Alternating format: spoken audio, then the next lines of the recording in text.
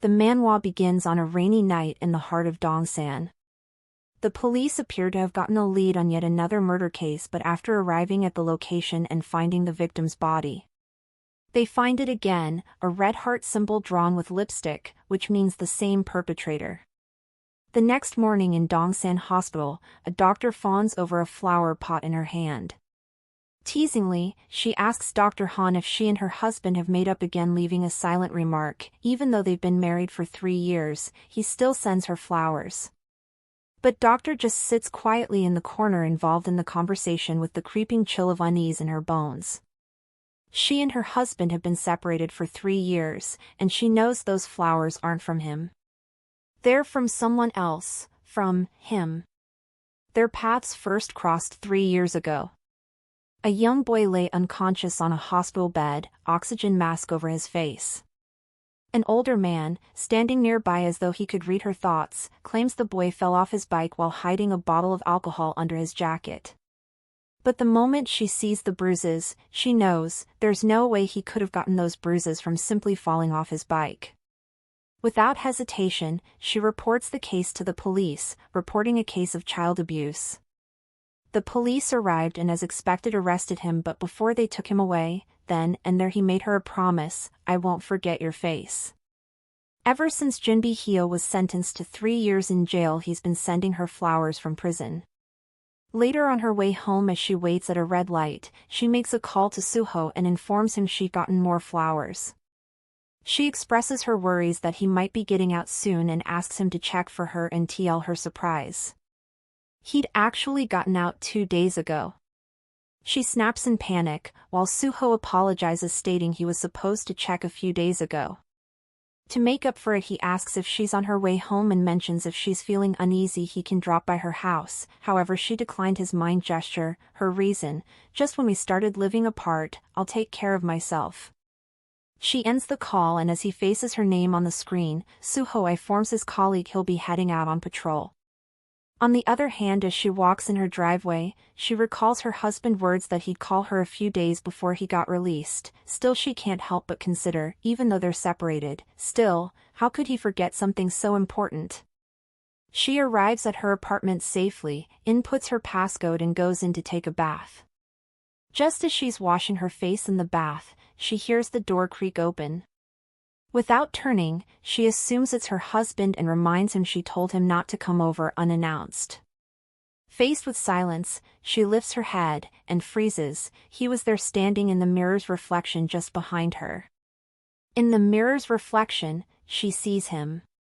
Her face turns pale as Junbi stares at her coldly and reminds her of his promise: he wouldn't forget her.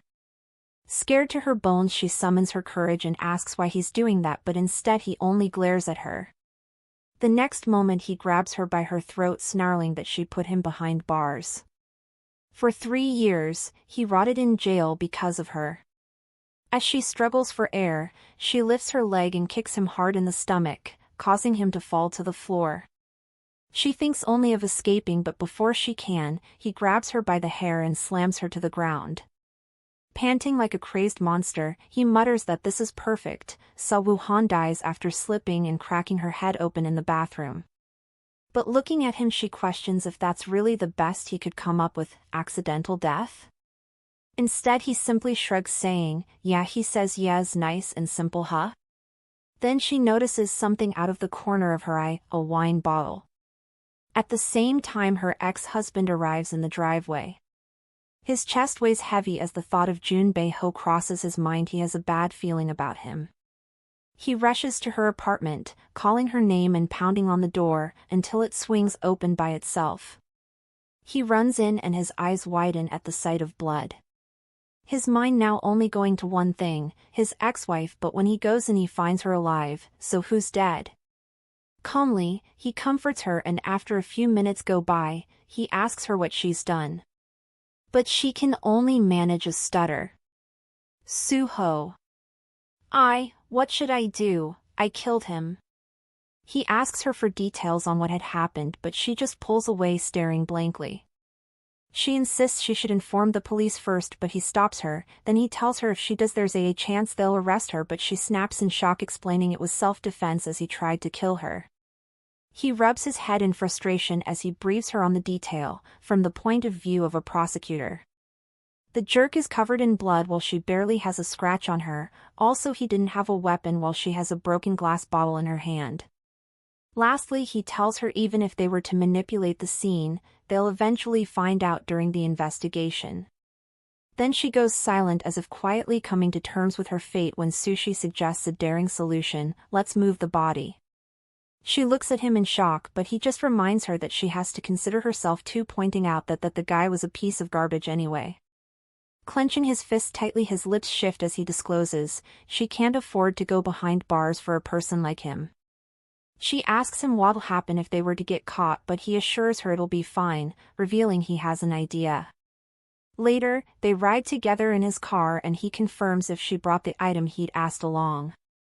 She says yes as she searches through her bag for the item and finally she finds it, a lipstick. Confused, she asks him why a lipstick of all times, but he just asks if she remembers Detective Young-Jun Kim. He discloses that he's been working on a serial murder case, where 8 ex-convicts of violent crimes have been murdered since the previous year, but here's the thing, the perpetrator always leaves the body with a heart symbol, maybe a trademark, with lipstick, so, since Jun Bae-ho was also an ex-convict, if they were to dump him with the same heart symbol on him, they'll think it was done by the same guy. Also, he reveals the case hasn't been reported to the media yet, so they'll jump to that conclusion, leaving no room for suspicion on her end. They arrive at a cliff. He opens a travel bag, takes out the lipstick, and draws a heart on Junbi's arm. He glances at her and when she nods, he shoves the bag off the edge. He turns around, noting they head back, but her voice brings him to a pause as she thanks him for his help. Instead, he simply tells her they're not exactly strangers yet. The next morning, there's news regarding the death of a 52-year-old man who had a criminal record like the rest of the others.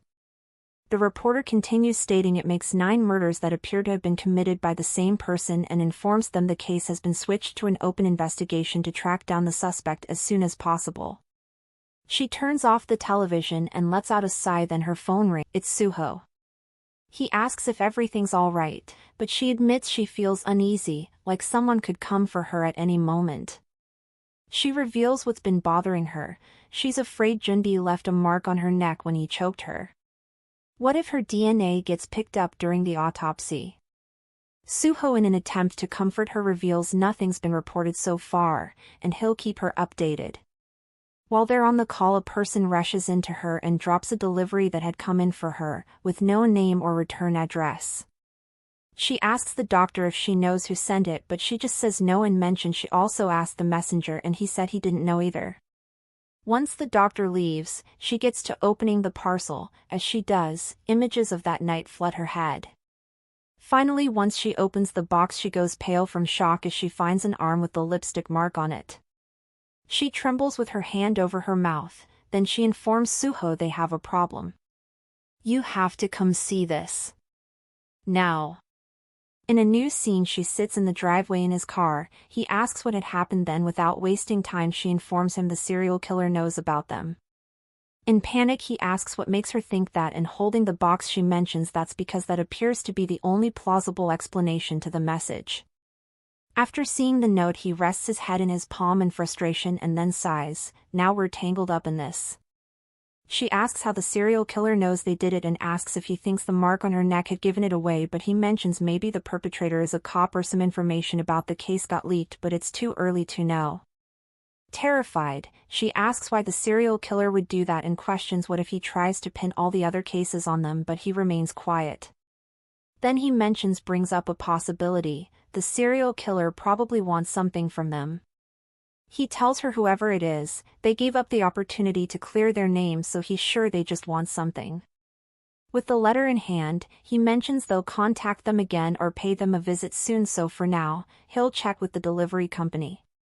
Later, she sits quietly while her colleague speaks, mentioning that she didn't get a clear look at the man who delivered her parcel. He had on a mask, so she couldn't get a good look, but from what she could tell, he did seem muscular.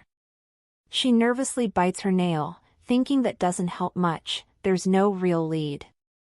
But then she considers, maybe the lipstick itself holds a clue. She suddenly hears someone call her name. and quickly hides the lipstick. A woman approaches, introducing herself as Ye Sun-an. Also, she informs her something had come up, so she arrived earlier than expected. She takes one glances at the lipstick and tells her there's no need to hide it, and calmly she reveals, "I'm the one who sent it." Sawwoo's face immediately drains of color while Ye-sun explains that she wanted to see how she knew such specific details about a case that hasn't even been made public. She drops a photo in her hand and says it was all thanks to her husband. As her hands tremble while holding the photo, she asks what Ye-sun wants from her, and with a rather quiet laugh, Ye-sun tells her she catches on quickly. But it's nothing too hard. At midnight tonight, a woman in her 30s will be brought into the emergency room. She leans in close, lowers her voice, and says, "If that woman comes in alive, kill her." Fear flashes in her eyes as she recoils. Gripping the paper tighter, she asks why Ye-sun won't do it herself. Why does she need her? But Ye-sun simply replies, she has her reasons. Then she takes a risky move and asks what'll happen if she refuses. But Ye-sun still maintains her upright demeanor and says, "Would you?" Immediately she says yes, she would. She insists she's not like her, she's not a serial killer, and that night, she only acted in self-defense, it was about survival. But with a soft smile, Ye-sun says, she isn't someone who kills random people either. She stands up and asks her to just leave. She mentions she wouldn't report her, she knows that too well, she isn't in a position to do so. However, Ye-sun just calls her gently, and with a firm grip on her hand she discloses she has her own reason for asking her to do so. "I don't want to kill you or your husband. So I'll ask you this one more time, are you refusing?" Later, she tries calling her husband, but he isn't picking up.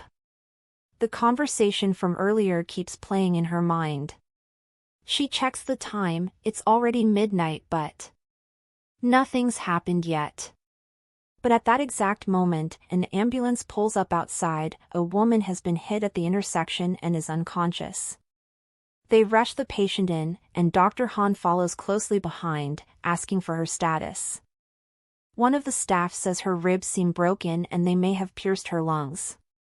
He asks how they should proceed, but Dr. Han's remains stiff as she remembers Ye-sun's words. "Are you refusing?" In a new scene, the woman lies unconscious while Dr. Han holds her identification card. She finally gets through to her husband and demands to know why he hasn't been answering, but again he apologizes, stating he was out on patrol, and asks what's going on. She tells him she's just sent him a woman's information and asks him to check her background, and he agrees, but not without knowing the exact reason. She pauses, then remembers Ye-sun's warning that she doesn't want to hurt her or her husband. Finally, she tells him she's a patient of his and asks that he looks her up with a plea. A moment later, he gets back to her. The woman has no listed family, but she does have a record, a bad one. She's been arrested for confinement, exploitation, and 13 cases involving the solicitation of minors. Dr. Han hangs up after thanking him, and her thoughts flash back to Ye-sun's words. "I'm not the type who just kills random people either." She exhales slowly, finally realizing the truth. Just as she thought, the patient is an ex-convict. A nurse comes over to report that the woman has no internal bleeding or major organ damage, but she does have a history of angina, but otherwise, there's nothing serious, and she'll be transferred to another hospital the next morning for further heart and TBI exams. The nurse notices she looks pale and asks if she's okay, but Dr. Han just suggests it's probably because she hasn't had any proper rest. Once the nurse leaves, Dr. Han quietly steps toward the bed and pulls the curtain close. She looks down at the unconscious woman, thinking, if this woman walks out of here alive, Ye-sun will kill both of them. And they can't die, not for a criminal who exchanged children for money. She reaches for a vial of medication, draws it into a syringe with shaking hands, and slips it into her pocket.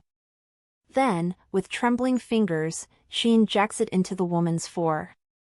The woman's body jerks in pain, agonizing cries escape her lips. While Dr. Han stands, her voice is barely audible as she whispers, "I'm sorry." Tears fill her eyes as the woman's hand reaches out weakly, failing to make contact. Then, the monitor beeps for the last time. The next morning, she sits quietly, sobbing to herself while a colleague tries to comfort her. Her colleague gently asks if it's because of the patient from the accident the previous night. Trying to console her, she says it was acute cardiac failure, and doctors can't save everyone. She also asks if her shift isn't over and suggests she get some rest, and Dr. Han agrees, tightening the strap of her bag, ready to leave. But just before she walks out, her colleague, Ah-hyung, stops her with a light-hearted question, "How's her husband doing?" She then suggests the four of them go out for dinner soon and waves goodbye. The moment she steps out, she runs into Ye-sun, who suggests they get a cup of coffee together, commenting that she looks tired. In the next scene, they're at the rooftop of the hospital. Ye-sun mentions there are plenty of coffee shops. Did they really have to meet up there? But Seo-woo replies firmly, claiming they don't have the kind of relationship where they can casually chat at a cafe, so it'll be better to just get it over with there.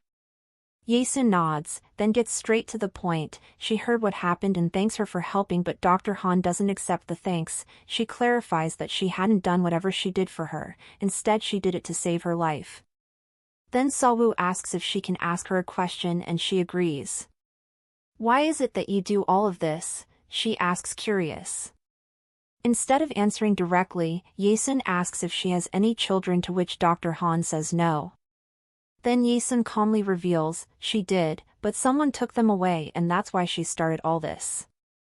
Seo-woo then shares she understands where she's coming from, but killing criminals won't bring them back, it won't change the world. But admits Ye-sun she knows, and that's why she's doing it. She's merely doing it to save just one more person who deserves to live. She looks out across the rooftop and says she doesn't believe all human lives are equal. Then, she turns to Dr. Han and asks, wasn't that why she covered up Junbi's death? She falls silent and Ye-sun doesn't press the matter any further. Instead, she hands her a card and tells her to be at the address at 8 p.m. tonight with her husband. She asks why and if it isn't over, but Ye-sun simply says, fate works in mysterious ways. She adds it's a nice place, and to dress up, she'll be waiting. As Ye-sun walks away, Dr. Han glances at the card. It reads, Restaurant Psych. Immediately, she calls her husband and tells him they need to talk. Suho came to their meetup point right away after hearing her voice on the phone, tired, emotionless. And there, she tells him everything, every detail without leaving anything out. He snaps, demanding to know why she hadn't said anything to him about the whole situation sooner, but she just explains that she didn't want to burden him more than she already had. He exhales in frustration, resting his head in his palm. Then she tells him Ye-sun asked her to come tonight and to bring him. He observed the card in her hand and then shares, from then on, no matter what happens they're in it together, so there's no backing out now. She asks what they should do. He tells her, they follow Ye-sun's lead for now. She clearly knows everything about Junbi, and about them, so they're at the disadvantage here no matter how they look at it. Their car pulls up outside the restaurant, and a man walks up to them, confirming she's Miss Seo-woo Han. He leads them to their seat. Dr. Han's face goes pale the moment she sees the others. They weren't the only guests. Ye-sun reintroduces herself. Beside her is a man named Tae Sung-kang, executive chef of the restaurant. He runs it with Ye-sun. A woman with purple hair introduces herself as Gina Choi. Her husband, seated beside her, introduces himself as Benny Kim, a law professor. Dr. Han and her husband introduce themselves next. Then Ye-sun claps her hands lightly and says, now that introductions are out of the way, shall we begin? Tae-sup is the first to speak. He discloses they've been building the system for 4 years. He makes it clear, they know what they're doing is murder. He shares that their targets are limited to criminals, brutal criminals who haven't fully paid for the crime they've committed. Then he mentions they usually have a meeting there and decide unanimously who to kill.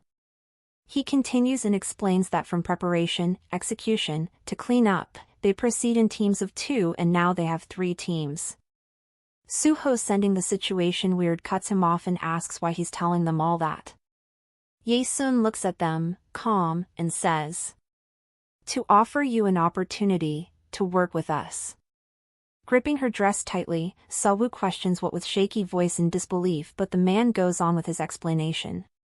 He reminds them he'd mentioned that they worked in 3 teams. He reveals there used to be a couple that worked with them and they were forensic doctors who helped them access internal interval police information, and also they were the ones who'd found them.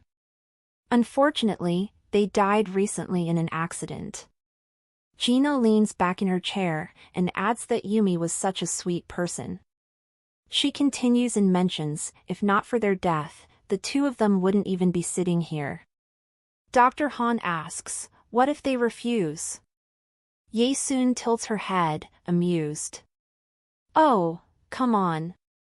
Don't tell me you're really thinking about saying no. All eyes turn to them. Her face tightens in panic. But under the table, her husband gently places his hand on hers. She looks up, and he nods. Then firmly, he says, "Count us in." Taesung nods and suggests they continue the discussion elsewhere. There's much more to cover. As they move to the next location, Suho asks if it's okay for them to be discussing that there while the man tells him all kinds of discussion happens there, politics, business, adultery. He tells him no one pays attention to what anyone else is saying. They get out of the restaurant and go to a building structure, almost like a storage shed. Then Taesung informs them he'll register their fingerprints later on. Once inside, Taesung asks if they can remember how he'd mentioned they moved 3 teams. Then he continues with his explanation. He reveals the prep team always makes all the necessary preparations, like purchasing times, tracking the target and figuring out the location of surveillance cameras. He mentions the execution team is responsible for taking out the target while the cleanup team gets rid of the body. Then as he approaches a door, he glances at them and asks, "Then to help us trust you, why don't you take care of today's cleanup?" He opens the door, a body lies motionless on the floor, pale and lifeless. Shock floods their faces. But Taesung calmly says he trusts they'll handle it well. Lastly, he warns that they shouldn't forget their signature, revealing they make it look like the crime is committed by one person to confuse the investigators. The lady with purple hair holding a camera then suggests they take a group photo to commemorate the occasion. The camera makes a click sound and, left alone, Seo-woo quietly asks Suho what they should do now, and in response he suggests they do as they're told for now. She asks if he means they're going to be working with serial killers now, but he just mentions they can't afford to die there, so all they need to do is just take care of that one now. Then again she asks what they will do after, and he just suggests they take care of the problems one at a time, noting they need to figure out their weaknesses. Something to use as leverage, and cut a deal. The murders took place every 2 weeks, 2 targets were unanimously agreed upon. Twice they were assigned to the prep team, and the first target was a woman who had murdered a family member for insurance money but was released due to insufficient evidence. And while preparing for the murders they realized why they had chosen them as partners. When Ye-sun and her husband decided on having her fall to her death, Suho used his status as a cop to check all the surveillance cameras in the area. The second target was a murderer in his 50s who served a sentence for drugs and kidnapping. For Gina and her husband who wanted a clean poisoning, she got them, resiniferous toxin, that causes a heart attack as soon as it is used. The 2 targets were efficiently eliminated, and at the same time, beneath the surface, they began gathering information on each member of the Psych team carefully, one after the other. Because their goal is clear to them. Drive a wedge between them and escape. The images of each Psych member, plastered on their fridge with their gathered intel. Gina Choi, 33 years old, runs a gallery, leads the atmosphere of the meeting, habitually impulsive and goes astray. Husband has difficulty controlling her, typical immature heiress, parents were killed in a robbery as a child. Benny Kim, 43 years old, law professor, a strategist and realist, intellectually dexterous, wise, always calm with extreme loathing for criminals. Ye-sun, 33 years old, CEO of restaurant Psych, responsible for networking, values the mental bond shared between members. Kidnapped son found dead 3 years ago. Tae-sup Kang, chef at restaurant Psych, leader of the meetings, owns the restaurant with his wife, leads and manages the overall process of Psych. As they go over the files, Dr. Han and Suho admit they understand Gina and Benny's motives, but for Ye-sun and Tae-sung they remain unsure. She points out that despite losing their son, they don't show visible grief. It's hard to read them. So Suho suggests they keep looking into them more, noting they need to gather as much information as they can as soon as possible. In another scene, she's in the hospital cafeteria, eyes fixed on her phone, reading an article about a man who killed a wealthy child out of resentment. A man leans over. It's Dr. Lee. He casually notes that she's been reading a lot of news like that lately, but she brushes it off, claiming it keeps popping up on her feed. Dr. Lee shakes his head, saying people who hurt children aren't human. He believes they should be executed. He doesn't understand why courts don't give them the death penalty. Chewing his food, he adds, taxpayer money should be spent saving sick kids, not feeding criminals. Then, seizing the opportunity, she asks carefully, what if some people punish these criminals outside the law? He raises an eyebrow, saying she sounds like she's talking about vigilantes, Batman, maybe, and then unexpectedly says he'd actually be grateful. She challenges him, claiming they're technically murderers too, but he shrugs. Instead he explains, one is only considered a murderer if they kill a real human. He bets most people feel the same. That thought lingers in her mind. Do people really think like that? Or if they knew what the psych system was doing, would they applaud them? Her colleague breaks her train of thought with her sudden appearance and question, asking why she's zoning out. She invites her for drinks after their shift, but Dr. Han declines, saying she already has plans. Her colleague doesn't back down and instead questions why she's so busy these days. Is it because of Suho? She nods, and the colleague jokes that must mean they're patching things up. Then she tells her next week they should go out together with their husbands like she mentioned, adding that her husband has been dying to meet Suho. Seo-woo tells her she'll ask him later, but then with a wide smile she teases, what do separated couples do when they meet up? In a new scene, they stand outside in the pouring rain with their hoods over their heads. Suho casually mentions it'll be their first time executing and notes that they should be careful. They knock on a door, and when the person inside asks who it is, Suho mentions it's the police. He shows his badge through the peephole, but just before he can open the door fully, her husband pulls out a gun and sprays. The man falls, screaming. As he clutches his face, Suho puts him in a chokehold until he loses strength. He pulls out handcuffs and nods, sending a signal to Seo-woo. She pulls out a syringe and carefully draws the substance. But just as she looks up, she sees his toe twitching. The man jolts awake and headbutts Suho hard, knocking him back. Grabbing a knife, he lunges at her, yelling that they've messed with the wrong guy. Suho regains control just in time. He tackles him, pins him down, and shouts for the syringe. Dr. Han hurries over, pushes the needle into his arm, and injects the fluid. He screams, eyes turning red as the toxin spreads, then silence fills the room as he collapses.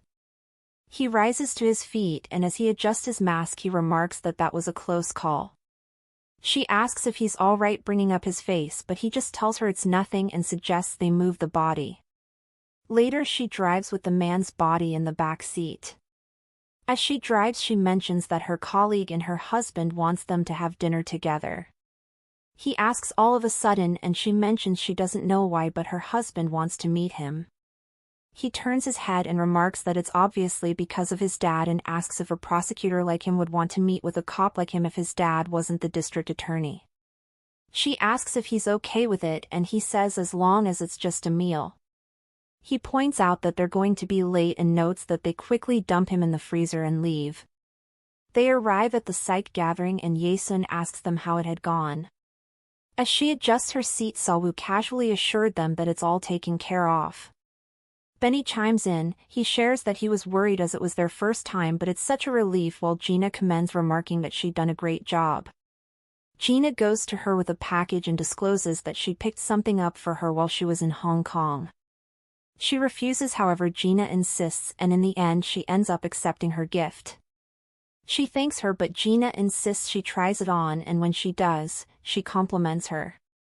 But she soon catches on to something. That bracelet, the first target was wearing one just like it. Is it a trophy? She questions. Benny pours out a glass of wine and suggests they make a toast now that they've successfully finished everything, but as she takes a gulp and places the glass on the table, she recalls the incident that got her into that mess and almost gags. She tells them she'll need to go to the bathroom, and then she excuses herself. Inside the bathroom, after washing her face, she questions just how long they have to continue working with those murderers. The door opens and she turns the moment she hears someone call her name. And standing there is Detective Young Jun Kim. The conversation he had with Suho the night of Jun Bae-ho's death plays in her mind. They'd talked about Detective Young Jun Kim, who's been working on a serial murder case, 8 ex-convicts killed so far. The killer always leaves a heart drawn and lipstick on the bodies. Back then, he suggested they do the same, make it look like just another murder in the pattern. Now, in the present, Detective Kim faces her and casually asks if she's with Suho, and she answers yes, revealing they're dining with acquaintances, but he just casually mentions he didn't know Suho actually comes to that kind of place. He turns around revealing he knows the owner, so he drops by every now and then. As he washes his hand, he continues speaking. She experienced a horrible tragedy a while back and he was the detective in charge of her case. As she questions if perhaps he's referring to Ye-sun, he casually mentions it's been a while since they met. Then, he suggests the three of them go grab a bite sometime together.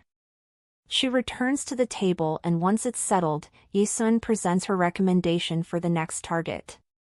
Tae-sung Nam, a 32-year-old, runs a local detective agency with multiple criminal records of assault, suspected hitman believed to have been involved in 3 murders. Then a man mentions as they can tell from his criminal record he's a dangerous individual. Ye-sun asks if they have any objections, and after receiving a nod of agreement from all members, she proceeds to bring out a cup with some papers. Each team grabs one, and inside is written the group they will be assigned to, and she and her husband were assigned to the cleanup. On their drive home, Seo-woo informs Suho of an encounter with Detective Kim earlier at the restaurant. He turns agitation in his eyes as he asks what he said he was doing there, and she mentions he said he knew Ye-sun, and he was in charge of their case before. With that information, Suho realizes he'd run the investigation on their dead son and asks if he mentioned anything, but she says no, instead he just says hello. She glances to the corner and mentions that may be their ticket, and her husband in confusion asks, "Our ticket?" Then she explains, Gina and Benny want to do the operation for as long as possible without getting caught, so they wouldn't like it once they find out Ye-sun is close to the police. Also, she reveals she'd seen Gina's bracelet earlier. It was the same as the first target. She tells him it's probably some trophy and states Ye-sun and Tae-sup won't be happy once they find out Gina took something from a target. She comments on Ye-sun's bravery, commenting that she can't believe she's keeping a persistent detective like Young Jun around. He'll be a handy card to help us break them up. In a new scene, she lays on the couch while her phone rings on the table. She gets to her phone and realizes it's Ah-hyung calling, the colleague who keeps pushing the dinner with their husbands. She asks if she'd slept her entire day off and confirms if Suho will be joining them for dinner that night. Seo then informs her she'll have to meet him in a bit, so they'll probably go together, but Ah-hyung suddenly suggests they meet in front of the hospital, and she agrees. Once she puts her phone down, her thoughts drift off. That reminds me, they should be finished by now. Her phone vibrates again and a message from the execution team comes in. Apparently they're done. Also, the Gina informs them Ye-sun said they're running low on time, so she wants them to dump the body without the signature this time. Later, she stands outside wondering if Suho is still not there. Her phone vibrates, and when she picks it up, Suho informs her he's sorry, but the chief had called them all in for a meeting. He asks if she thinks she'll be able to handle it all on her own, and she agrees, urging him to focus on his work. Then she reminds him about their dinner plans with Ah Hyung and her husband. She drops the padlock and her husband asks her to call him once she's done, but she just asks why he's worried. Cleaning up on my own shouldn't be a problem, right? She begins the cleanup, dragging the body closer and wiping it down with a towel. From the darkening of his skin, she concludes they must have used poison again. As she covers his face and tapes up the body, she thinks at least the cleanup will be easy this time. But as she struggles to lift him into the trunk of her car, she slumps to the ground and admits to herself that this is harder than she thought. Her phone rings, and it's Dr. Lee from the hospital. He panics as he explains that a patient was rushed and unconscious 30 minutes ago, and though he administered medicine according to protocol, the patient's vitals keep worsening. Dr. Park had to leave suddenly, and now he's alone and afraid he made a mistake. He asks what he should do if things get worse.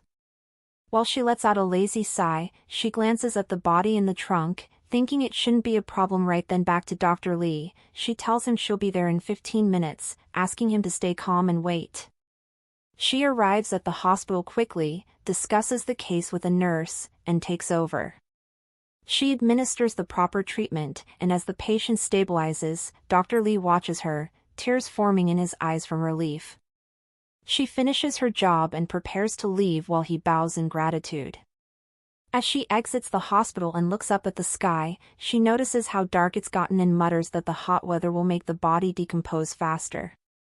She hurries back to finish the job but loses track of her car's location in the parking lot. After searching, she finally spots it in the distance. As she sits to catch her breath just before she turns on the car, a voice startles her. Her face goes pale and her movements pause as Ah Hyung suddenly mentions, "Ugh, what's that smell?" However, she plays it off and instead mentions she isn't sure, suggesting someone must have dumped some trash around there. She tells Ah Hyung she doesn't think they can go out to the restaurant together. She asks why, and she tells her she has something personal she needs to take care of. Her gaze is fixed on her as she repeats the word, personal, before playfully letting it go and saying she'll see her at the restaurant, asking her not to be late. Meanwhile, Suho calls to check in. She tells him she's just started burying the body, and he exclaims in shock, pointing out how it's already 7:30 p.m. She tells him to stall for time by talking about his father and promises to be there in 30 minutes. At the dinner table, Suho explains that because of his job, he prefers not to let people know who his father is. Ah Hyung's husband says he understands and expresses admiration for Suho's father, the district attorney. He launches into a rant about how the legal system is too lenient lately, reduced sentences for first-time offenders, alcohol-related cases, or illnesses. Ah Hyung agrees, saying many people nowadays believe revenge works better than taking someone to court.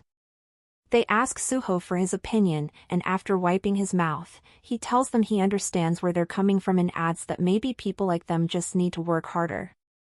She eventually arrives at the restaurant and apologizes for being late while Ah Hyung teases her and asks if she took care of everything.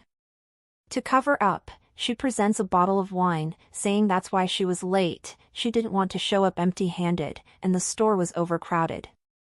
She says it was supposed to be a surprise, but Ah Hyung tried to tag along. Ah Hyung's husband thanks her for the gift and suggests they all start eating, then he casually brings up a restaurant called Psych, saying he wanted to bring them there, but it was fully booked. She immediately chokes on her food but covers it up, claiming she ate too fast. When she asks what they were talking about, he tells her they were discussing Suho's father and adds that he really admires the man. He rants again about the justice system, saying criminals use any excuse, first offense, drinking, mental health, to reduce their sentences. Ah Hyung agrees again and says it's no wonder people prefer revenge nowadays. They turn to Suho again, and he responds calmly, saying he understands and that people like them need to work harder to keep justice in check. Later, she sits on the floor in their room, overwhelmed. Her thoughts replay what Dr. Lee said, that one only becomes a murderer when they kill a human. She recalls Ah Hyung supporting her husband's belief that revenge is better than justice, and again, she finds herself questioning what they would think if they knew about the Psych team and the things she and Suho are doing. When suddenly, her phone rings. It's Suho, and it isn't good news. He informs her they've encountered a problem. The body of Tae-sung Nam, the man they cleaned up earlier, has been found. Due to the rain, a landslide occurred, and the body got swept out along with everything else. She asks how he knows, and he says he and Detective Young Jun were out drinking when he got a call and had to go to the station. He promises to find out more details when he gets to work in the morning and says he'll stop by the hospital that evening. The next day, she waits anxiously outside the elevator, refreshing her phone for updates. She thinks back to how she'd wiped down the body thoroughly, convincing herself there shouldn't be any problems. But when the elevator doors open, she jumps. Ye-sun is inside. She steps in and notices the surveillance camera in the corner, so Ye-sun instructs her to look forward and keep talking since no one can hear them. Then Ye-sun reveals that Gina has been arrested. Shocked, she clutches her coat and asks what they're going to do. But Ye-sun stays calm and says she didn't come to blame her, everything will work out. Gina loves thrills, Benny is an expert in law, and Tae-sup introduced them to a skilled lawyer. She confirms that Detective Young Jun Kim is leading the case but insists that they don't need to worry, he won't get much out of her. As the elevator stops, Ye-sun reassures her that something like this won't destroy them. Before stepping out, she tells her to lie low for now and that she'll keep in touch. Later, she sits in a car with Suho and asks if he found out what went wrong. Suho then explains that Tae-sung Nam was wearing a leather jacket, and inside one of the pockets, the police found Gina's hair. Not just a strand, but enough that it couldn't have gotten there by accident. He suggests Tae-sung must have pulled it out during the struggle and stuffed it in his pocket as a last-ditch effort to leave evidence behind. She places her hand on her head and groans, saying she should have checked the pockets, but Suho reminds her it's too late for regrets, what's done is done. He tells her he checked the lawyer Tae-sup recommended and that the man hasn't lost a single trial in 5 years. She asks if it wouldn't be suspicious that she already has such a good lawyer before even being charged, but Suho assures her that it would, but that wouldn't be the case when a rich person like Gina does it. He tells her he knows how things will go. They'll focus on his history of sexual assault and claim that he had a hair fetish and kept it as a memento. He also adds that Gina has an alibi for the time she was burying him in the mountains anyway, so all they'll have to do is to make the hair seem meaningless. She asks what'll happen if they start talking about an accomplice, and he tells her actually Youngjun did bring that up in the beginning, but he lacks evidence to support that. He tells her he'll also never guess that they are working systematically as a group. She tries to convince herself everything will be fine, but the image of Gina handing her the gift flashes in her mind, and she sighs, realizing just how far they've come. Eventually, just as Suho said, Gina was cleared of all charges, after a full-scale investigation just like Suho said. Even though Young Jun argued that she had an accomplice, the members of Psych remained under the police's radar thanks to Gina's vibrant social life. And now, she finds herself indebted to Gina Choi. They hold another of their regular meetings just after Gina is cleared of all her charges and Asawu stands heavy with the feeling of guilt. Gina makes a comment, tossing it casually across the table as she remarks that she had quite a fun experience, thanks to her. Her husband immediately clears his throat, and as all eyes turn toward Dr. Han's silence, Gina quickly clarifies that she was being sarcastic. She then waves her hand, gesturing for Dr. Han to take her seat. Once everyone is settled, they go over the final details. All the charges against Gina have been officially dropped. But Suho picks up on something weird. He asks why they're then gathered together so soon, suggesting it doesn't seem like a good idea. However, Tae-sup merely tells him that day is merely to celebrate. He claps his hand and declares, after everyone's hard work they should make a toast. As soon as the waiter brings out the stroller containing different dishes, Gina immediately rushes to him in excitement, ordering different dishes to her side, but then Sawu begins to speak. She expresses her relief that things turned out well, but also apologizes for the trouble she might have caused. Tension in the air, Gina walks over to her, gently slapping her back with a grin, and tells her not to worry. She assures her she had loads of fun, almost like a performance, recalling how the investigators seemed to each take on a different role. One got angry, one tried to comfort her, and another tried persuading her. She laughs softly, saying none of them were on the same page, and that it kept her entertained the entire time. Turning to Tae-sup, she thanks him for the lawyer, but he simply waves off the gratitude. Still, Gina continues, admitting that if it weren't for him, she would have been in serious trouble. She emphasizes that the detective overseeing her case was no joke. Though she was released this time, there's one thing she knows for certain: he knows she's the murderer. That's when Tae-sup speaks, suggesting that they all take a break for a while. He tells them their safety is the top priority and asks everyone to be cautious. Later, on their way home, her voice sounds dull and heavy. She asks if this is truly the end while Suho quietly replies that it probably isn't. Then, as if something just occurred to him, he asks if she noticed anything strange during the meeting. He points out that everyone kept smiling, especially Yesun. Even as Gina spoke about Youngjun, Yesun never stopped smiling. She sighs, saying that people like them can't be understood with common sense. Then she asks the real question: does he think they'll be able to outsmart them? Suho doesn't give her a direct answer. Instead, he tells her they need to cool their heads and not wear themselves out. He reminds her she's got a night shift ahead and should conserve her energy. She works through the long hours of her shift, exhaustion clinging to her. Just when she finally gets a moment to breathe, she heads to the bathroom and washes her face. She thinks to herself that maybe she can finally take a short break when her radio beeps. 2 patients are being brought in from a car accident. Once she steps out, Ah-hyun appears and informs her that 2 emergency patients have just been rushed in from a car accident while she just tells her she's aware and she'd heard it from her radio. She asks where they are and Ah-hyun points to the emergency ward, but as she looks through the register, she casually mentions there's something odd about their names. Benny Kim and Gina Choi.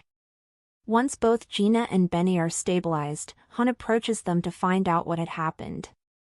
Benny responds simply, "It was a hit and run." Shocked, she instinctively exclaims, but quickly lowers her voice when she realizes others could be listening. Trying to maintain her composure, she comments that they must have been really shaken while Gina, still seated on her hospital bed, doesn't hold back. She snaps that of course they were, who wouldn't be? The jerk tried to kill them. Benny adds more detail. He says Gina saw the truck driver's face just before the impact, and he was smiling as he barreled toward them without even trying to stop, so from that alone, he's certain it was intentional. Gina, still visibly agitated, shares her suspicion: it's probably someone from Tae-sung-nam's private detective agency. Given how messy the investigation got, she assumes word of her involvement spread, and now they're out for revenge. Han tells them not to worry, assuring them she'll have Suho look into it and mentions that he'll likely be able to find something useful. Later, outside Dongnam police station, Suho moves with caution, scanning his surroundings before approaching a car. He opens the door and slips inside, where his wife is already waiting. She asks immediately if he found anything and he doesn't waste time.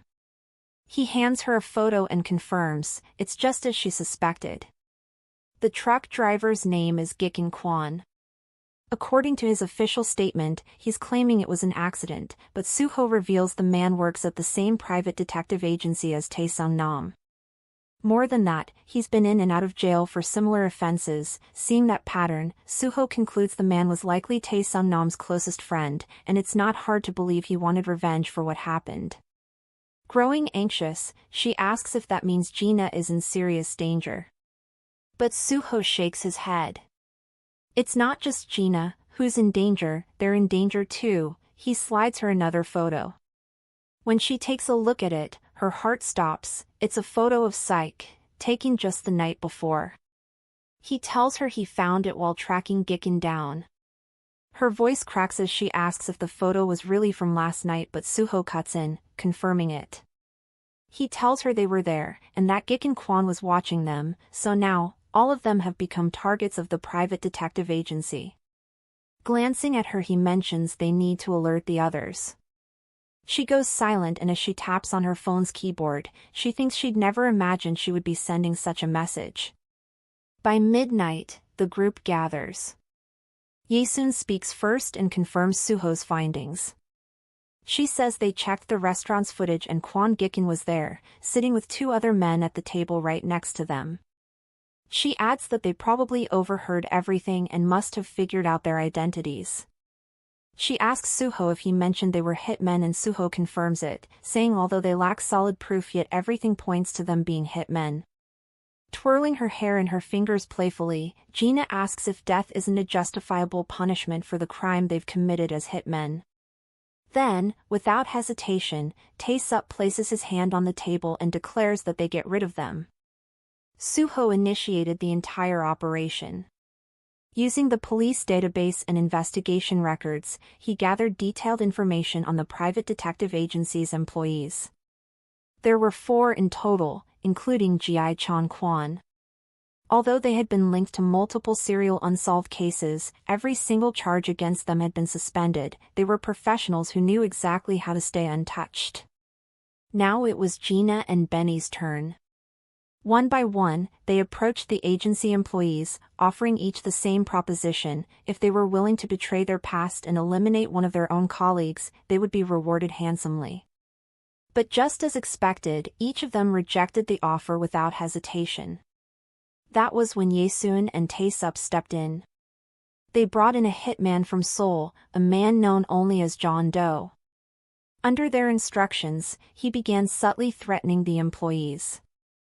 It didn't take long before the paranoia settled in. They began to suspect each other of having taken the deal. In just 4 days, the bond between them collapsed. They turned against one another, and by the end, Ji-chan Kwon was the only one left alive. John Doe took care of him, just as planned. After that, all that remained was John Doe himself. A message from Psych arrives. Outside the restaurant, Dr. Han stands in the cold, gripping a briefcase so tightly it looks like her life depends on it. With composed steps, she walks to the table. John Doe is already seated there. He looks up and asks, low and casual, if she's brought it, and she nods and then slides the briefcase across to him. He unlocks it, opens the lid, confirms the contents, and shuts it again. He's about to stand and leave, but she stops him gently, suggesting that he should stay a little longer, warning that leaving immediately after receiving a bag like that might look suspicious. He pauses for a moment, considering her words, then nods, and sits back down. The waiter brings out their food, steak. She offers him a plate, and when she notices the slight edge in his expression, the subtle suspicion in his eyes, she quietly takes a bite first, then meets his gaze. It's not poisoned. They begin to eat. She asks calmly how he managed to take down the final target, but he doesn't answer directly, just smirks faintly and says it's a trade secret. She rubs her neck with a small nervous laugh, then casually asks if John Doe is his real name and why he uses it, and as he sips on his wine he gives her his reason. He tells her it's better for people like himself to remain nameless. He gulps down the wine confidently. Her voice lingers in the air, almost like an echo. Not having a name must be nice, no one knows who you are. Then his face suddenly drains of color, his hand trembles, the wine glass slips, and his breath catches. She rises slowly, walks to him, leaning down just slightly. She asks him softly if he's all right. Then sighing, she reminds him she told him to go easy on the alcohol. Later that night, as they step outside, she turns to Suho and thanks him, assuring him she'll take care of the rest from here. He tells her they should wrap up things quickly so they can eat dinner, and then asks if there's anything in particular she wants to eat. As always, she pulls out her syringe, carefully drawing the liquid medication with slow precision. Her hands are steady, her breathing quiet, but what she doesn't notice is the shadow behind the curtain, watching, waiting, John Doe. Silently, then, like a viper, he strikes. Before she can move, his arm is already around her neck, tight and suffocating. His voice is cold and laced with fury. That's a breach of contract. Did you really think you could get rid of me? His grip tightens. You underestimated me. Her entire body trembles in his hold, muscles stiffening with fear. Tears prick her eyes and blur her vision as a bitter realization claws its way into her thoughts. Is this it? Is this how everything ends? But then... a sudden crash. John Doe's body slams hard into the floor. As her eyes adjust, she sees him, Suho, standing protectively in front of her. John Doe groans, slowly picking himself up and cracking his knuckles. John Doe cracks his hand and asks if he's also one of them. He asks if he really thought a measly waiter like him could handle him. Reaching for Suho, he declares that he kills people for a living, but Suho stops his attack and continues stating, and it's my job, to take down bastards like you. In a swift motion, Suho drives his fist into John Doe's gut, sending him crashing back to the ground. While he's down, Suho follows up with another blow, sharp and deliberate. As her vision clears, she sees it all unfold. The syringe lies on the floor. John Doe is finally unconscious. And then, her gaze lands on Suho again, gently cradling her in his arms. That's the last thing she sees before her eyes flutter shut. Later, after a warm shower, she steps out into the parlor, but a small note on the table catches her eye. I'm off to work. Get some rest before your shift. She lifts the lid from a bowl on the table. He'd made her a full meal, everything neatly arranged, still warm. She sits down in silence, and drifts into her thoughts. My life completely changed after getting involved in all of this. I used to be just a doctor, someone who saved lives. But in the past 2 months alone, I've killed more people than I've saved. I don't want to live like this any longer, not because of the guilt but because I can't help but think I'll be on a leash for the rest of my life. I can also no longer sit around and wait for the perfect opportunity. Just then, her phone vibrates, 2 messages from Gina. Can we meet tonight? There's a favor I need to ask. In a new scene, she's shocked by Gina's question. Gina's question hits her like a bolt. She asks her, compared to all the other ladies in the room, how would she rate her in terms of appearance? At first she's confused, but after noticing how serious she is, she glances around, scanning the room, and then finally when she glanced back at her, she tells her she's the prettiest. But instead of bringing her any relief, a gross settles on her face.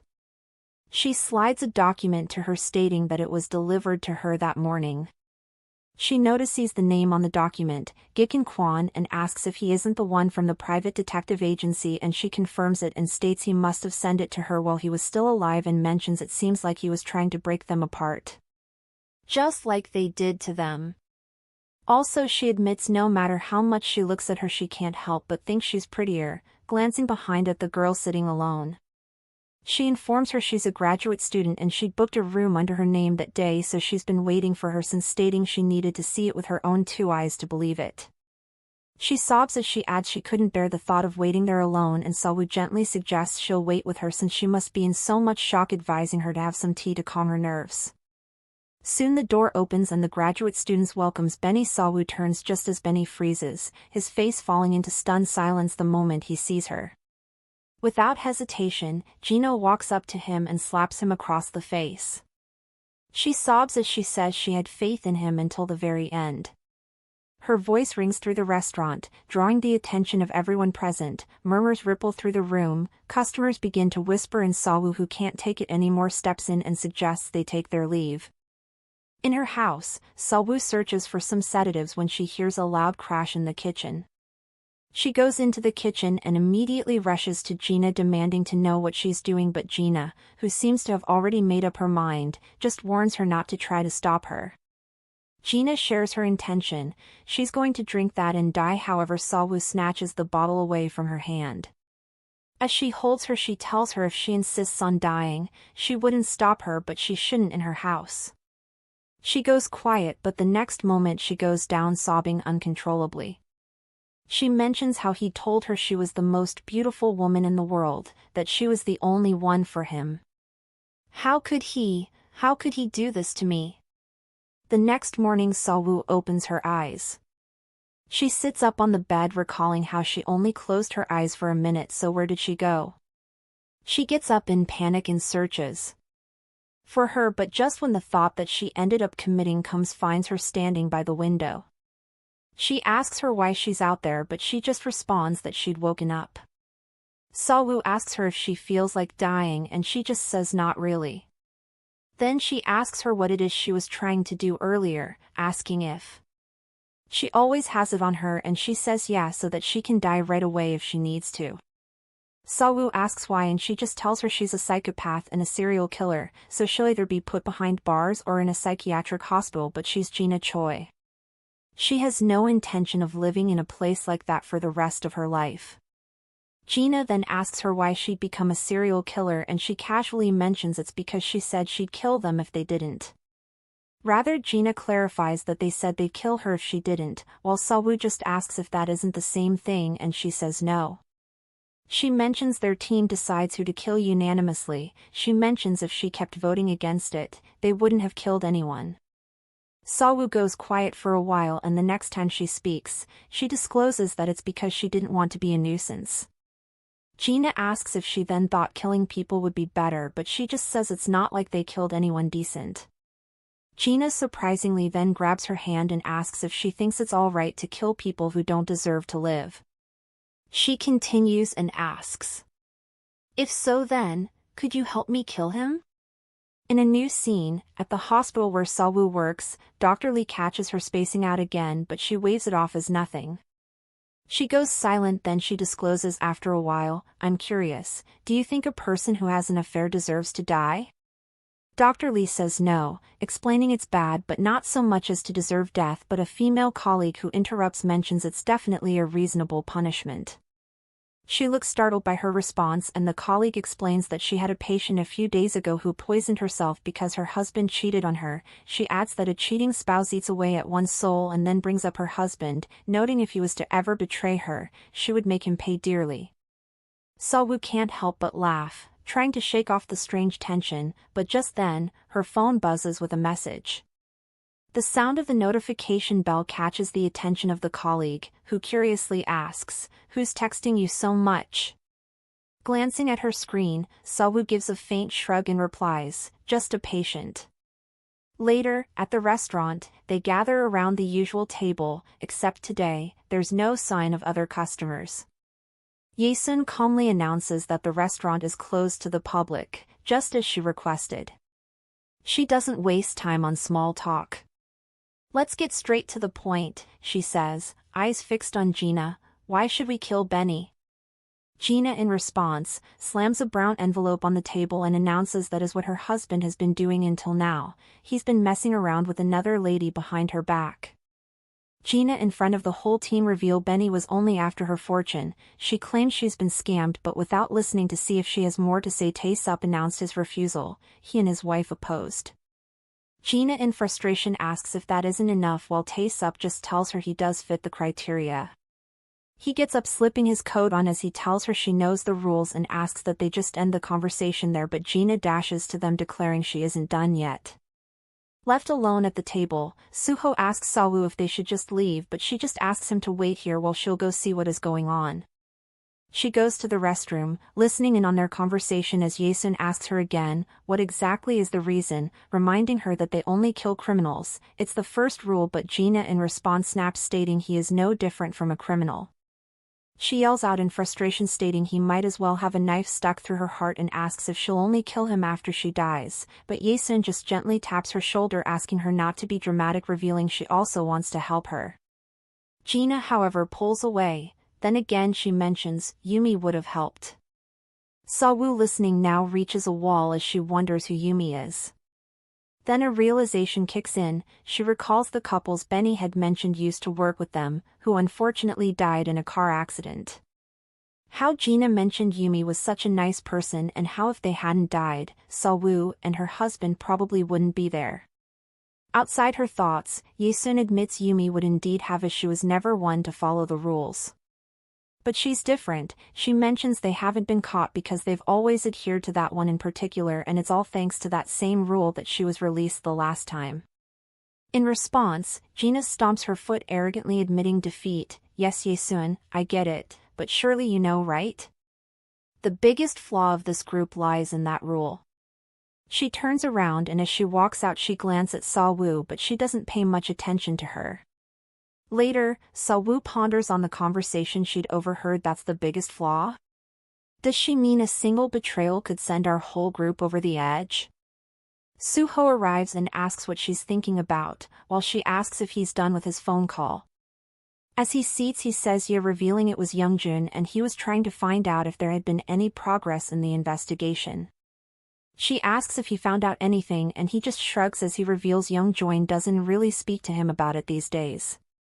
He takes his tea and mentions seeing how the case has already slipped through his fingers. He's sure he's being careful about digging into it any further. He drops his coffee, stating anyway there hasn't been any much progress. Then he asks her if Gina has gotten in touch with her, pointing out how it's already been a week, and she says not yet. He rests his head in his palm and asks if she thinks she'll blow the whistle, but she responds stating she'd like to say she wouldn't, but she still remains unsure since she's unpredictable. She asks him what he believes Yesun and Tae-sup will do, and he mentions they'll try to stop her any way they can. She asks if they can trust them, but he says no and reveals he's never trusted them, not even for a second. Silence falls between them and he continues. I only trust you. Later she lays in her bed, trying to sleep despite the rain pour outside. The memories of all their interactions, how they murdered people, resurfaces in her head, and lastly she recalls her husband and thinks, I'm grateful I have you too. Just as she's about to fall asleep, her phone rings. She gets up to pick the call only to find out it's from an unknown number. She picks the call, but she doesn't get a response from the person on the other end. Then, suspecting it's Gina, she calls her name, but the person speaks and it appears to be Tae-sup. She asks why he called, and then he shares, last night Benny and Gina were both found dead. The funeral was magnificent. The church was packed with mourners, even though it was a weekday. She even recognized some familiar faces from TV among the crowd. She looks somber, her gaze falling on the bracelet Gina had once given her. A thought crosses her mind. I sometimes wonder what kind of person she would have grown to be if she'd been raised in an ordinary household. After the ceremony, she steps outside and exhales deeply, taking a moment alone until someone calls her name. She turns around to find Yesun approaching with a question, whether she has a moment. She asks where Suho is and if they hadn't come together, but she tells her he is getting the car. Then Yesun continues. She mentions she'll get straight to the point and informs her they'll be having a meeting at Psych next Friday, at 8 p.m. Sawu asks if she hadn't mentioned she was going to take a break for a while. Yesun, however, tells her that was only because of Gina. She explains that now they don't have to worry about Detective Kim now that Gina is no longer with them. She maybe was aware she was beginning to sound like the killer and softly mentions Gina might be gone, but those of them who are still there have work to do. Sawu tries to argue it. A honk interrupts them. Her husband finally comes around with the car. Then she tells her she'll get going, but before she reaches the car, Yesun calls her back and pleads with her to be on time as there's someone she'll like to introduce to everyone. She gets into the car and he asks her if he should take her home, but she says no, stating there's somewhere she wants to go first. Clenching the seatbelt, she asks if they can drop by Gina and Benny's house. They arrive at the apartment complex and stand quietly for a moment. Her husband remarks that this might be their only chance to visit the place. Sawu nods and then asks if he thinks they'll find anything, but he tells her they should at least check. They go through their library, and when they meet each other back, he asks if she was able to find anything, and she says not yet. He drops a book and mentions he'd found Benny's diary, but there's not much in it. Then he mentions maybe that was a waste of time, but she just asks him to wait. Then she points out the statue and asks if something doesn't look odd about the instrument. She mentions the pipa it's holding looks different from everything else.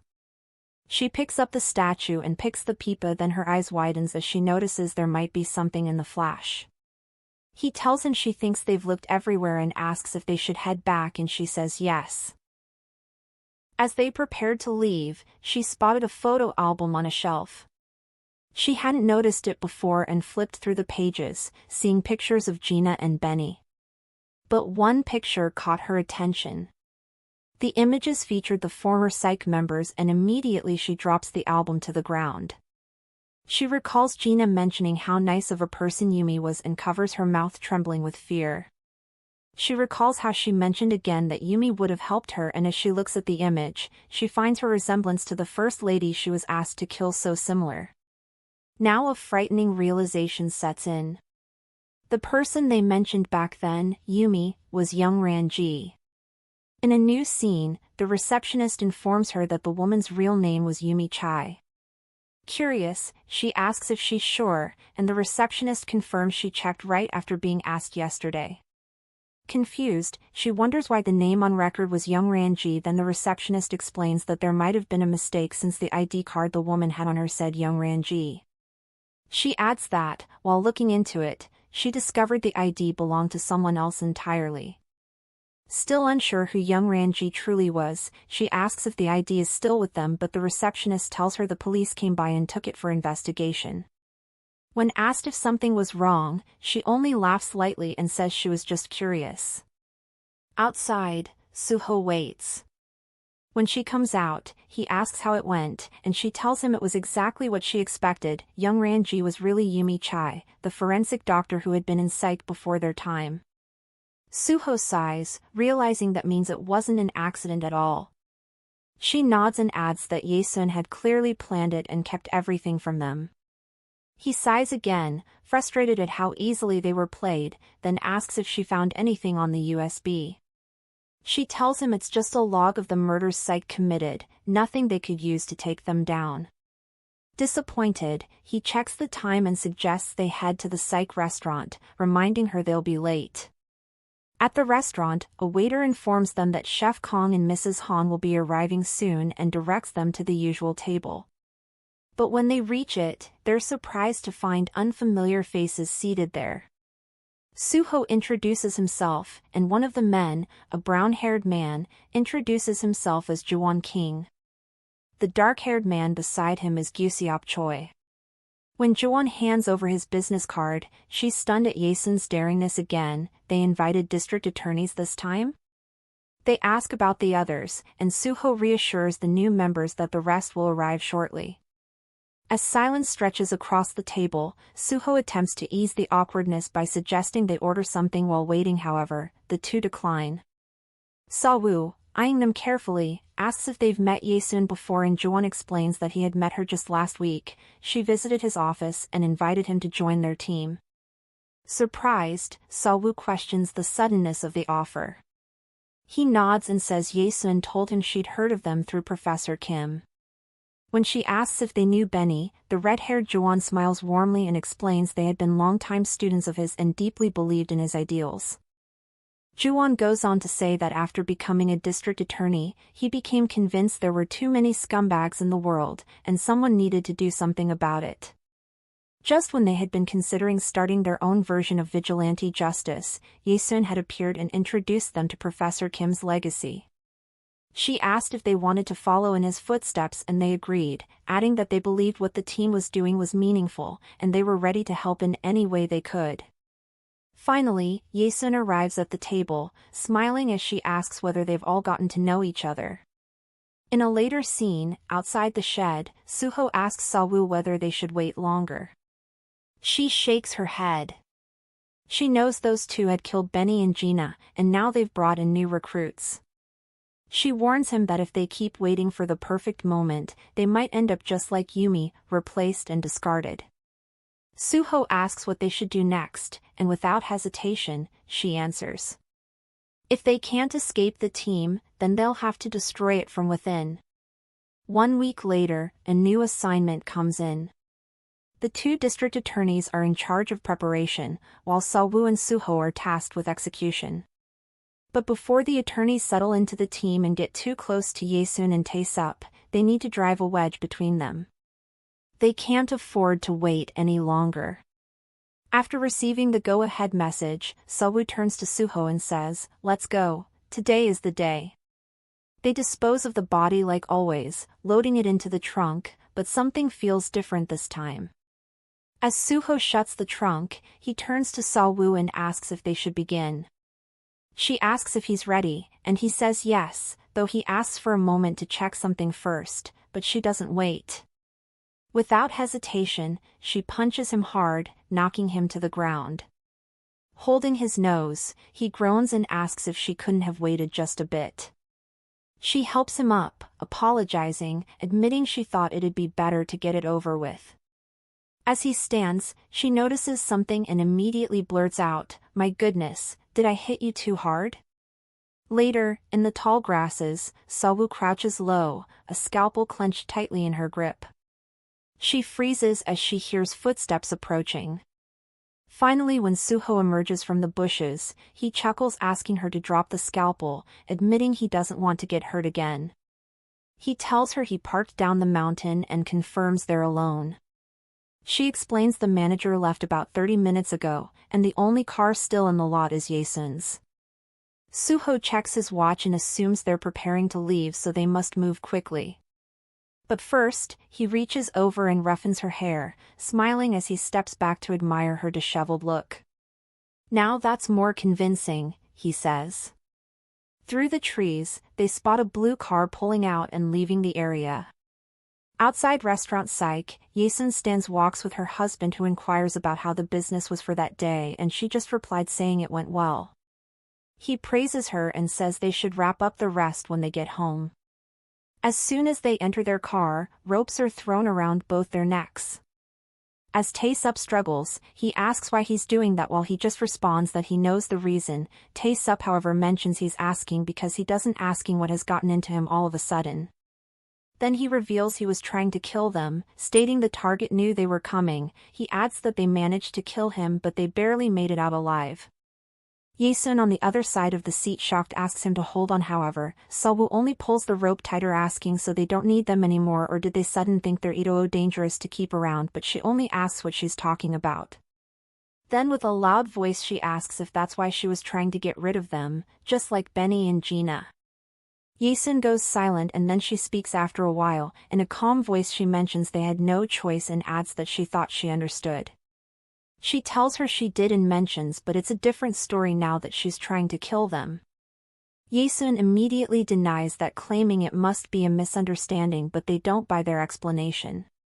Saw-woo points out the obvious, only they knew the plan, so how else could the target have known? Suddenly, Tae-sup's eyes widen. He realizes something and calmly says he understands why they're suspicious. But he urges them to think, were they truly the only ones who knew about the mission? He suggests they talk things through inside, even offering to be handcuffed if that would make them feel safer. Inside, Saw-woo doesn't lower the knife. She tells them plainly there are only two paths ahead: either they explain everything convincingly, or they die here. Yesun immediately pleads that it wasn't them, swearing that the group means everything to them. If any information leaked, it had to be the new recruits. She admits it was her who brought them in, but when Saw-woo presses on why she was so sure they'd join, Yesun says she had no doubts, they were ideal candidates, and she was confident they'd say yes. In fact, she adds, they'd be surprised by how many people would jump at the chance to do what Psych does. Saw-woo then challenges her judgment. Did she really bring them in just based on Benny's words and her own instinct? Without even running a proper background check? Tae-sup finally breaks his silence, explaining they didn't have enough time, they needed new members quickly. Suho mentions the possibility that the two attorneys pretended to be Benny's students to infiltrate the team, and Tae-sup concedes the risk exists but says they had no idea. Suho sighs and admits he thought they were all on the same side. Then he disclosed what he wishes to know is why they aren't just arresting them, and Tae-sup mentions they might be trying to keep it from the public, as if word ever got out, others might try to copy them. Suho slams his AR angrily on the wall as he cursed, remarking that at that rate they'll end up behind bars forever. However, Tae-sup rejects it and states they need to act first. He asks how, and she mentions since they're dealing with district attorneys, their usual methods wouldn't work, so they'll have to erase them from the world without anyone ever knowing. Sawu rubs her jaw, a gesture that shows she's thinking, and suddenly she brightens up as she suggests a plan. She reveals she'd gone through their medical records when they first joined, and it turns out they've both been treated for depression and insomnia in the past.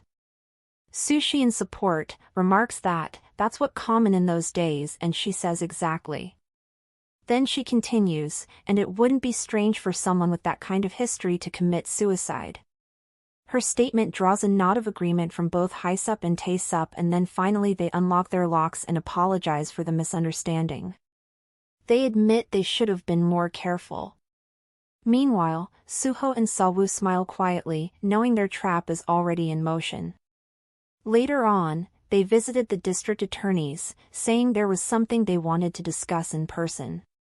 Over coffee, one of the attorneys asked if something had gone wrong, if they'd made a mistake. But Sawu simply explained that after receiving the message the day before, they went to the target's house, but there was a problem. The target had already known they were coming. Shocked, one of the attorneys asked if they'd failed, but she shook her head no, they'd killed the target, though they barely made it out alive.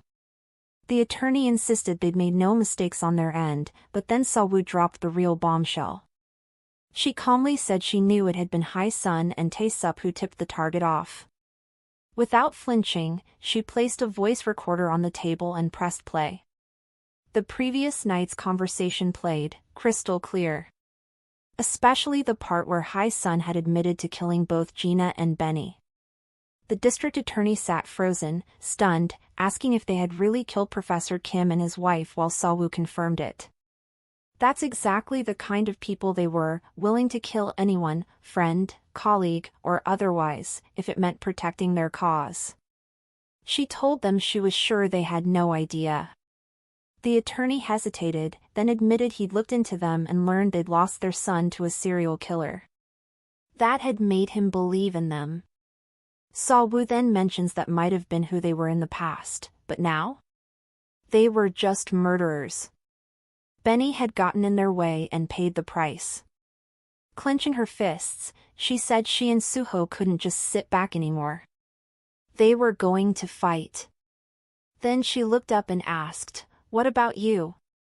He tells her he'll have to talk with his partner about that, but he's sure he'll side with them. He adds that he can't turn a blind eye to the people that murdered the professor. He asks how they suppose to get rid of them, but she simply tells him it wouldn't be easy as they're not ordinary people. He agrees with her and brings up their restaurant, pointing out that it'll be suspicious if they suddenly disappeared. But as she raises her coffee, she gave a chilling smile and said, "But it's not unusual for a restaurant to burn down." They laid out a plan with Jaewon and Gyusup on how to kill Taesup and Hai-sun and make it look like an accidental fire. Sawu would lure them to the restaurant at midnight. Then she told Hai-sun. Then they talked to Yesun and Taesup about framing Jaewon and Gyusup murder as joint suicide and suggested they meet at midnight, staying. He'll tell them they're celebrating the success of their first mission. After that, they called and told them that they wouldn't be able to make it because they suddenly had to deal with an emergency patient for her and for her husband, a patrol dispatch. An hour before the meeting, they asked them to proceed with the original plan, telling them it couldn't be delayed any longer. In return, they promised they'd come up with a good alibi for them. Blinded by betrayal, neither side doubted them. Later, Sawu sat in her office checking a patient, but her thoughts were elsewhere. Everyone must be at Psych by now. In her mind, she played out the plan. Jaewon and Gyusup would exchange subtle signals. While Jaewon distracted Hai-sun and Taesup with small talk, Gyusup, his large build concealing a wrench, would excuse himself to the bathroom. There, he'd sneak into the kitchen and tamper with the gas line, loosening the connection between the safety valve and the pipe. To maintain the illusion, he'd wet his hands as if he'd just used the restroom before returning to the table, completely calm. They'd feel proud of how smoothly everything was going. But then it would be Hai-sun and Taesup's turn to act. Taesup would bring out a bottle of expensive vintage wine. The two attorneys, known for their love of alcohol, would gladly drink it, never suspecting the wine had been laced with a sedative provided by Sawu. Once the glasses were drained, they'd collapse face first, unconscious. Then, using a tool Suho had given them, Hae-sun and Tae-sup would unlock Jaewon's car and drive it out to the edge of the city. There, they'd light a coal briquette in the closed car. And just like that, Jaewon and Gyu-sup would be gone. Outside the hospital, Seo-woo spotted Suho's car and climbed in. He got a call. It was Tae-sup. He confirmed that everything went as planned. The bodies were where they'd agreed to leave them. The fire would take care of the rest. They were now headed back to the restaurant. Tae-sup asked where Suho was. Suho said they were leaving now and would arrive in about 20 minutes. Then, casually, he mentioned he'd skipped dinner and was craving his tomato stew. Tae-sup, unsuspecting, promised to have it ready for him, and with that Suho ended the call and turned to Seo-woo, smiling. She smiled too, then watched him drive away, standing quietly behind. Suho arrived at restaurant Psych. Inside, Ye-sun pulled out a chair and sat.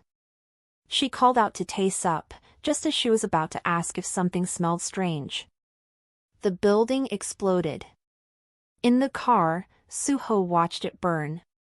"It's over," he said, calmly. The explosion had been massive, enough to reduce the entire building to rubble. "Even if they survive," he added, "like you said, there's only one hospital they'll be taken to." At the hospital, paramedics rushed the patients from the ambulance while Seo-woo stood watching, a quiet smile on her face.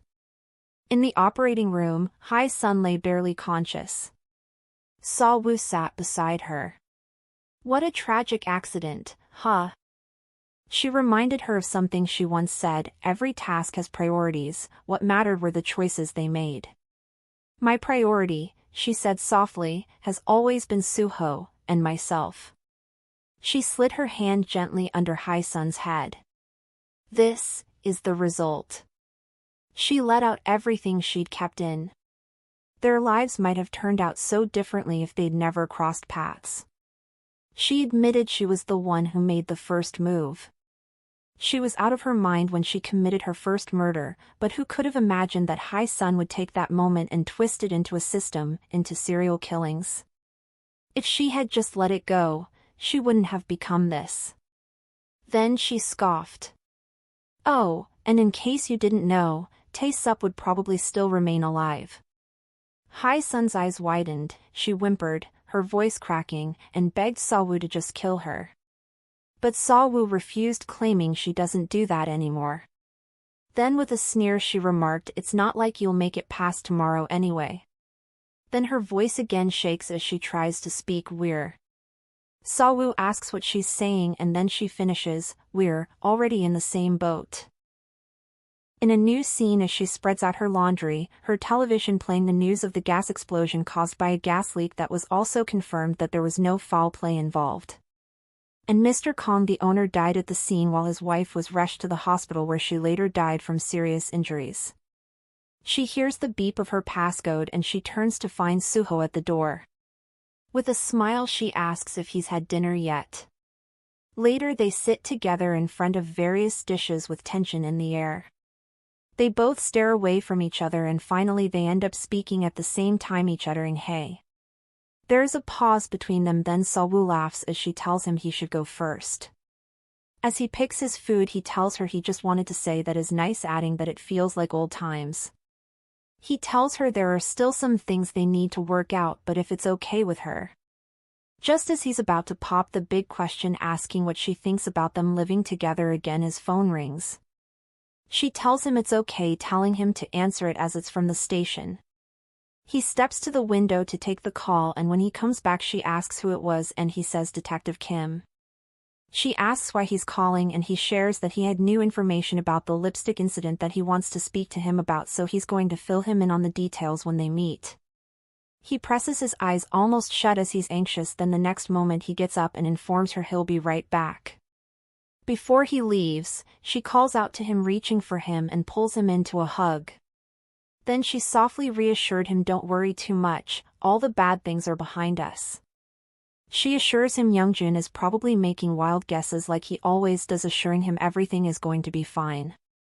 Lastly, she asks him to hurry back. Later that evening, she sat on the couch after dinner, softly smiling as she stared at their wedding photos. Hope lingered in her chest. When he comes back. Then the doorbell rang. Her brows furrowed. She wondered why he was ringing the bell instead of walking in. Maybe his hands were full. When it rang again, she rushed to the door, only to freeze as soon as she opened it. The man standing there wasn't Suho. It was Detective Kim Youngjun. Surprised, she asked why he was there and if he wasn't supposed to be with Suho. Tilting his head, he answered that he had been, but not anymore. He asked if they could talk inside, and she stepped back silently to let him in. Soon, she returned with a tray, commenting on the weather, but he didn't bother with pleasantries. He told her bluntly that he knew everything. Her gaze shifted slowly to the photo on the table, and her knees gave way. She dropped to the floor, trembling. Desperately, she asked how he'd found out. But he told her he had known from the very beginning. She asked if it had been since the day of the photo. She asks if it was from the day they took the picture, but he just says way before that. I was the one who suggested getting you two to join the Psych team. He asks if she can remember how he lost his wife to that scumbag 4 years ago, right when Yesun and Tae-sup were forming the group and planning their first hit. He adds that of course he wasn't a member of the team back then, instead he was the detective investigating their first murder. He shares that they weren't pros in the beginning, instead they were clumsy and made a lot of mistakes, so tracking them down wasn't any issue. He reveals he was following them around to gather solid evidence against them and confronted them just as they were about to kill a kidnapper, narrating how he stood in front of the man they were seconds away from murdering and tried convincing them to give themselves up. But do you know what they said? So what? I don't care if you arrest us, do whatever you want, we don't regret anything. He adds that when he asked why they were doing that, they told him about what had happened to their son, and that's when it hit him, the possibility that if someone like them had shown up sooner, maybe his wife wouldn't have died. He stood in front of them and asked if he could really do whatever he wanted, and they agreed, urging him to go ahead. After obtained permission, his next move was unexpected. He turned around and delivered several hits on the kidnapper's head until he passed. After that he joined the group. As a planner and consultant, he provided personal information on criminals and taught them how to proceed without getting caught.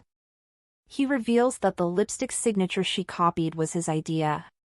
He reveals when he found Junbei's body he immediately thought of them too, sharing how Suho told him about how he held a grudge against her.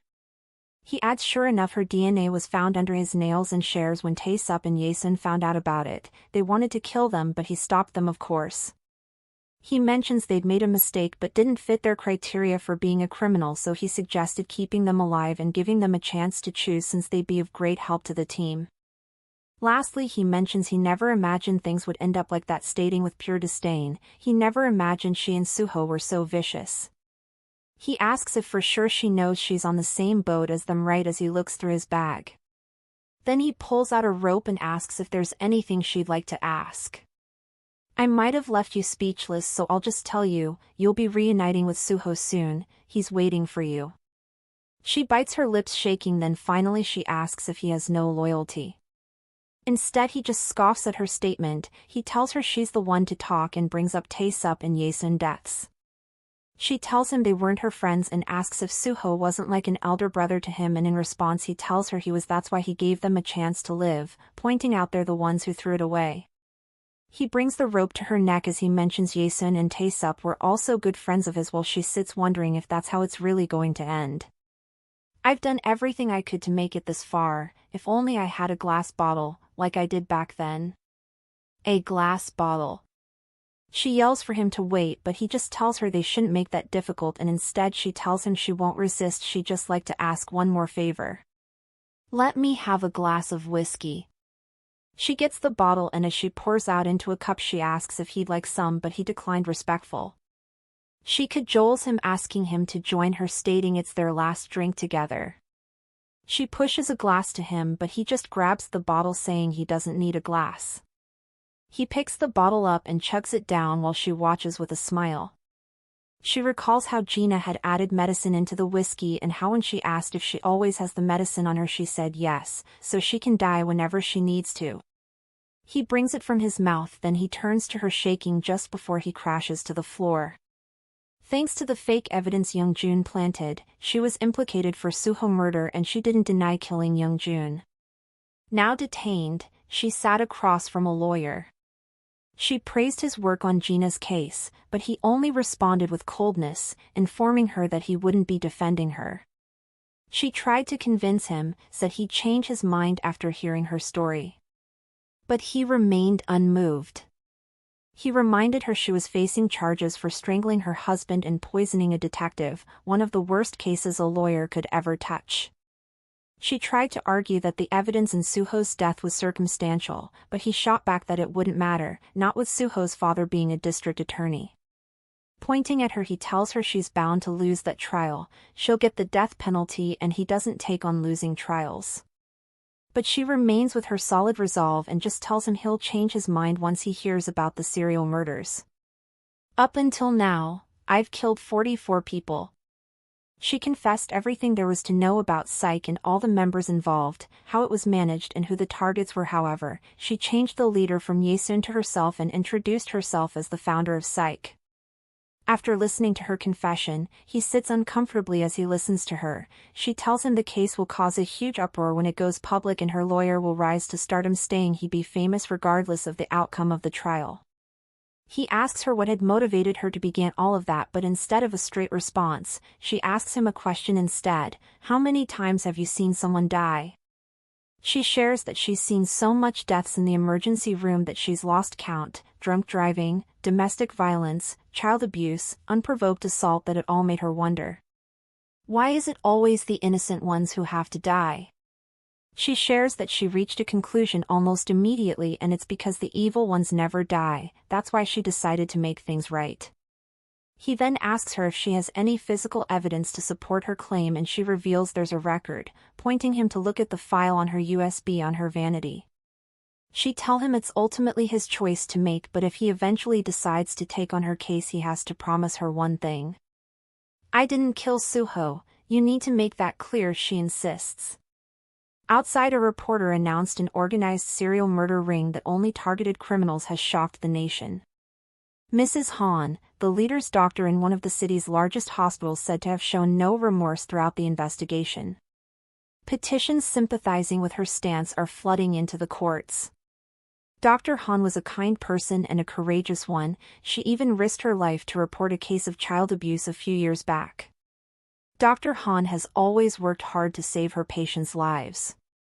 Contrary to the current social climate, the court has stated that an impartial judgment will be made based on the law. To the defendant who committed an unprecedented crime of murdering 4 people, I hereby sentence you to death. While the police bus was transporting her, some people outside took the initiative to thank her. A woman especially stood out. She held a cardboard screaming thank you to her for avenging on behalf of her daughter, assuring her what she did was justified. In response, she simply smiles at her and gives her a little nod. Elsewhere, a man buys a newspaper from a street vendor. He looks around cautiously. Then, as he opens the paper, a grin spreads across his face. The headline reads, "Another murder targeting ex-convicts." This brings us to the end of the manhwa. Thank you all for watching. Don't forget to like, share, leave a comment and subscribe. Also, hey! Don't get any funny ideas from this.